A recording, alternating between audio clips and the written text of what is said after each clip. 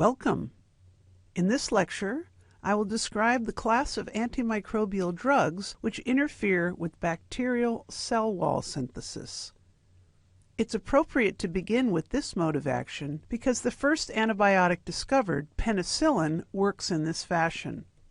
Most of these drugs are said to be bacteriostatic, inhibiting the synthesis of new cells and bacterial growth, but not actually killing them.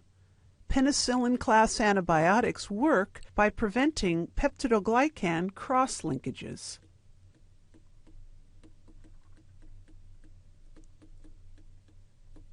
Because gram-positive bacteria rely on their multiple layers of peptidoglycan, penicillins work best against gram-positive bacteria. I've put an S after penicillin to denote that this is a very large group with dozens of related drugs. The naturally produced penicillins, which were discovered by Fleming, are penicillin G and penicillin V. Penicillin G must be given through a shot or intramuscularly, IM. Penicillin V can be given orally, or PO, because it is stable in the acid conditions of the stomach. In Fleming's earliest studies, he noticed that some bacteria became resistant to penicillin and are unaffected by it. So he and others began to tinker or modify the penicillins to make semi-synthetic versions. These semi-synthetics are some of the most commonly prescribed antimicrobials today. They include methicillin, ampicillin, and amoxicillin, to name a few. Note that most penicillin family drugs end in -lin. Some students may be familiar with the newer varieties of this class of drugs that are listed here in parentheses. These will not be on the test, but are included here as a point of reference for more experienced students. This diagram shows the major features of gram-positive cell walls. Recall that the backbone of peptidoglycan is made of repeating subunits of the sugars N-acetylglucosamine and N-acetylmuramic acid. Tetrapeptide side chains bound to NAM, which are seen here in red, can be cross-linked to produce many layers in gram-positive cells. Penicillin interferes with the tetrapeptide side chains and their cross-linkaging. Penicillin is classed as a beta-lactam drug for reasons to be described in the next few slides. Other inhibitors of cell wall synthesis, including vancomycin and bacitracin, have slightly different mechanisms. This figure shows the chemical structure of the natural penicillins and two of the many semi-synthetic penicillins. Note that the purple shaded area is the same for all versions of the drug. This common nucleus is what students must recognize on the lecture test. The unshaded areas vary slightly from one drug to the next and give each drug its unique characteristic. For example, oxacillin has this bulky ring added to prevent resistance. Ampicillin has a simple amino group added, which broadens the spectrum of the drug so that it works against many gram-negative bacteria as well. But note that all four drugs have the same common nucleus, which includes something called the beta-lactam ring. Just what is the beta-lactam ring anyway? The beta-lactam ring is a chemical structure that's found in all penicillins. It is shown below, shaded in orange.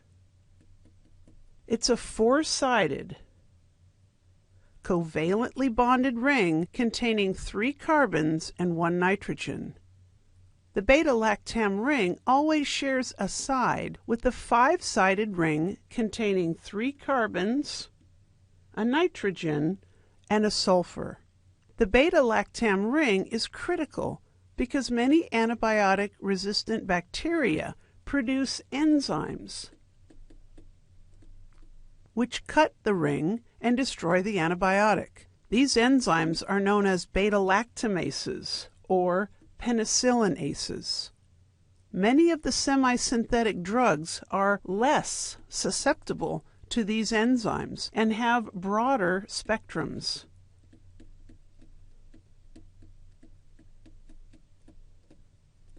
For example, Augmentin is a semi-synthetic penicillin which contains amoxicillin plus clavulanic acid, which is added to bind to and inactivate beta-lactamase enzymes. Students who have children may recognize amoxicillin as the pink stuff, commonly given for strep throat or ear infections. If the pink stuff doesn't work, the bacteria are most likely resistant through a penicillinase, and Augmentin, the white stuff, is prescribed. This figure shows the action of a penicillinase enzyme on the beta-lactam ring. Notice that the cleaved product, penicilloic acid, is not effective anymore.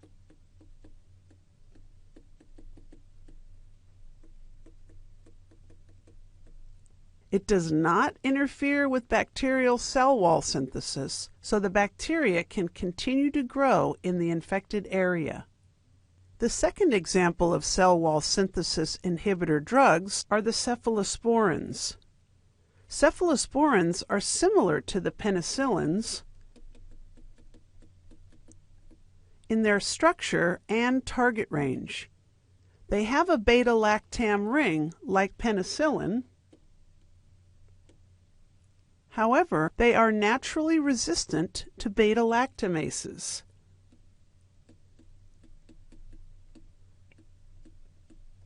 They also work against gram-negative bacteria as well, so they are considered broader spectrum than the natural penicillins. And allergies to cephalosporins are quite rare, which is not the case for penicillins.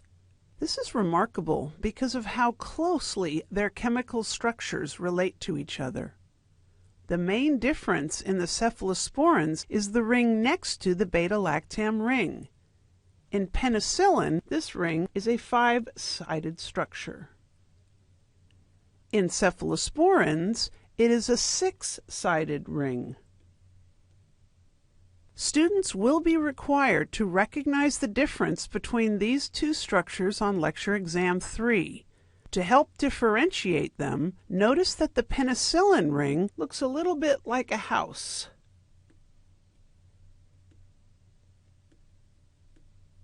while the cephalosporin ring looks more like a head. That's easy to remember if you know that the term ceph literally means head.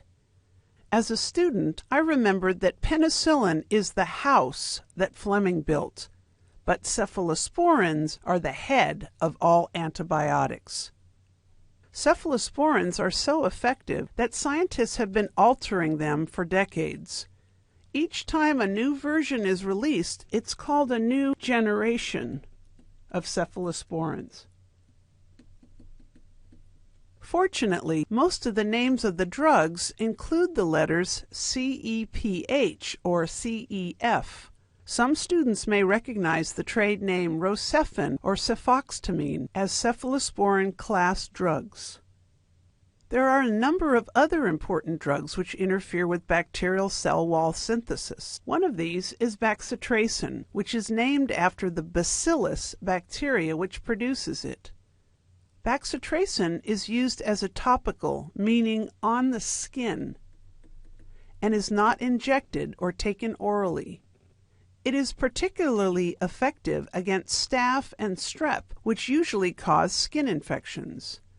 In fact, bacitracin is one of the 3 antimicrobials found in Neosporin. which most of you have in your home medicine cabinet. Vancomycin, on the other hand, is usually given through an IV only in very serious and life-threatening infections, including MRSA, which stands for methicillin resistant Staph aureus.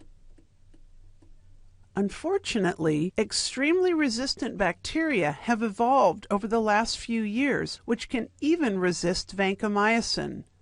These bacteria are known as VRE, which stands for vancomycin resistant enterococci.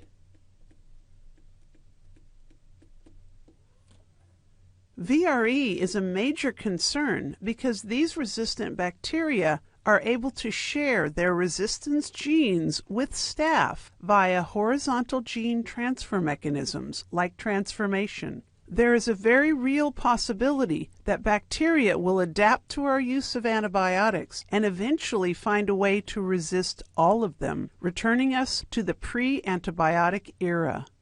This figure shows the sad fact that antibiotic-resistant strains are increasing, while new antibiotic drug approvals are decreasing.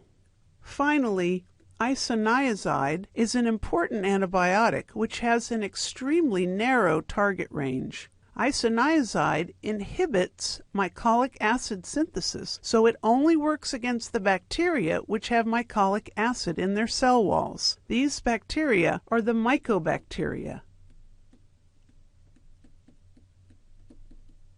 which include the causal agents for leprosy and tuberculosis. This concludes Antimicrobe Part 2.